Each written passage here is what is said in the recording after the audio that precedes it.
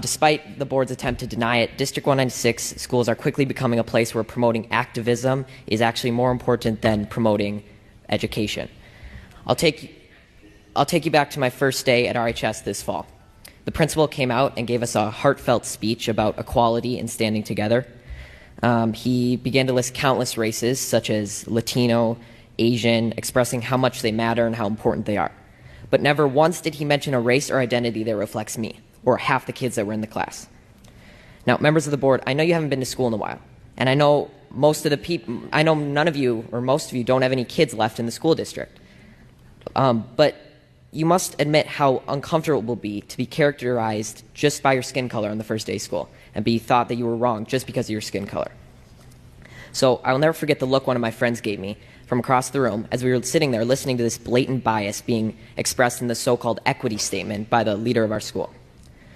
To be clear, I don't need you to tell me that I matter, but hearing the condolences given to other races and leaving just one race out, inevitably you'll start to feel like you've done something wrong.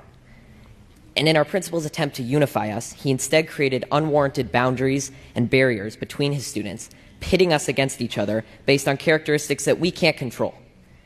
In another separate instance, I was told that writing "All Lives Matter" on the whiteboard was political and could be seen as offensive. When I questioned the teacher after class, she told me that she didn't have an answer and she just had to erase it, and it was quickly erased. There are political signs all over RHS about specific races that matter, specific sexual orientations that matter, and specific perspectives that matter. But when I questioned the RHS administration about how these signs were political, they told me that they were supporting human rights. So when I questioned why the equity statement couldn't represent all students, they told me that to even ask that question was outlandish and offensive. And when I asked why that was, they told me, quote, "Whites have a pretty good situation right now," unquote. So is that not racism? Disregarding my question merely because of the color of my skin? To be honest, after enduring a year of the people in charge telling me that I'm a racist and I'm privileged and pointing out our irreversible differences, I've never noticed race more. And it's becoming the first thing I notice when I meet someone, which has never before been the case. RHS administration confidently told me that RHS students and staff are happy with their equity statement, but from my experience in talking with other students, this is not the case. I know many kids who disagree with their teachers, but they're too scared to stand up because they're worried that their grades will be docked and their learning experience will be affected. My honors government teacher, I'm not going to say his name, but he's mentioned that Democrats care more about all people while Republicans only care about themselves. And he's also inferred to us that socialism is better than democracy. He even had a statue of a socialist leader in his classroom. I've been told by a lot of kids that they just stay silent and adjust their schoolwork to reflect an acceptable opinion to secure a good grade. I've been approached by multiple teachers who have told me in private that they just want to say that they agree with me and they support me standing up, but they can't say it in front of the class for fear of being disciplined by the administration in some way or losing their jobs.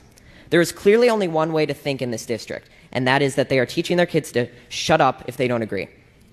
Now, members of the board, I want you to take a good look at yourselves in the mirror tonight and ask, are you really standing up for the equality of all people, or are you just pushing a damaging political ideology on our students? A fellow coworker at my job, who by the way is of color, discreetly told me that the schools seem to be pushing a very leftist agenda in class. This proved that not everyone is happy with your school, and not everyone who isn't happy is white. Now, due to all these instances I've mentioned and many more that I can't fit in this 5-minute speech, I have decided to leave this district and continue school on a private Christian school online.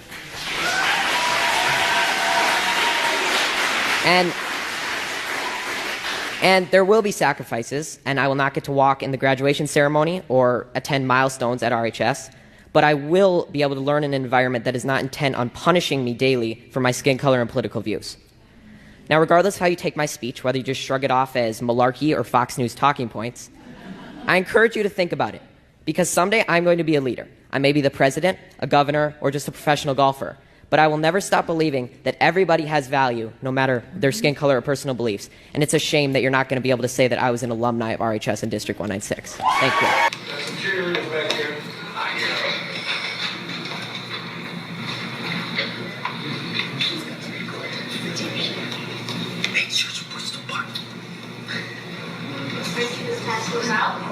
No, we're here to listen to you. No, you asked to here for Mr. Brodsky to pass out. And if you're not going to abide by your own rules... And then you're going to put it in the minutes too, just so everybody knows. Put it in the minutes. If you're not going to abide by your own rules... Put it in the minutes. If you're not going to abide by your own rules, I will take those back and I will pass those out myself to all of you. So it's either one or the other. Want to start the time? I'm sorry, you cannot really make your own rules up. It's under the Robert Rules of Order. You just said it. Pass them out. The beginning. Pass them out. He just said it. I don't think we should be reading it right now. You were reading them. Put it in the minutes too. They should be. My camera's on, so I don't need your... Reclaim her minutes. Reclaim her minutes. It hasn't started yet. I have not started yet. I reclaim my time. It is my First Amendment right. You reset that timer here. No. Yes. Reset her time. Reset the time. Gentlemen, reset the time. What's wrong with you people? Reset the time. There's a young lady coming here. Reset my time. Hey guys, I sorry to interrupt, but I love how much the audience is helping and cheering her on because she is a strong, and I mean very, very strong 14-year-old girl. Come at me. Everybody stops. Don't come at me. Don't come at me because you're out of order. Reset her time. Reset my time. Be a gentleman. All you gotta do is reset her. You should start. A little courtesy. Reset my time. Well, you guys are digging Or I can talk all the time. Digging a hole. Snowflakes. At the last meeting, I sat in astonishment as Superintendent Roberts tried to gaslight us regarding public comments at these meetings. He told us how important it was that everyone speaking felt listened to by this board, regardless if the board hears things they disagree with. Oh, the hypocrisy, especially after most of this board walked out while I was addressing you at the August meeting. Then, this board's lawyer, Mr. Collins, tried to set rules regarding the content of people's speeches, but also claimed the idea wasn't to censor people. Newsflash, Mr. Collins, your rules are the very definition of censorship. Apparently, this board is not familiar with the U.S. Constitution, so I've given each of you a copy.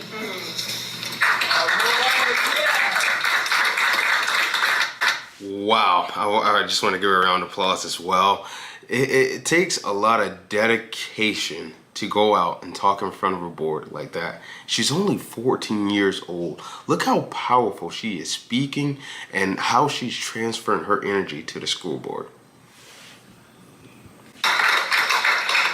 Please note the First Amendment on page 21, which clearly states there shall be no rules abridging freedom of speech. Additionally, the people have the right to air grievances to the government. So, to clarify this to you, board members, a board of education is the governing body of a school district, and therefore, we have the constitutional right to speak about whatever grievances we have. You can't limit the content or direct who we can or cannot talk about. If you don't want to be embarrassed or be in the spotlight, then resign from this board. If you don't want your family members to be a topic, then they should refrain from making statements on social media in regards to people who speak at these meetings. If you don't want people to refer to you as groomers and pedophiles, then follow state and federal laws and remove the sexually graphic books from your school libraries. Appeasing immorality by claiming acceptance and inclusion is not a valid argument. Claiming the books can be obtained online, no, it is my First Amendment right, and you have taken my time, so I reclaim that time back. Let me speak. I reclaim my time back. I am going to continue. Not a valid argument. Claiming that removing the contested books is banning them is not a valid argument. There are no valid arguments for violating laws or infringing on constitutional rights. A quote by Wendy Jade states, "An environment that is not safe to to disagree in is not an environment focused on growth. It is an environment focused on control. Board members, keep in mind that come the next election, parents will have the control. You've been exposed. Amen.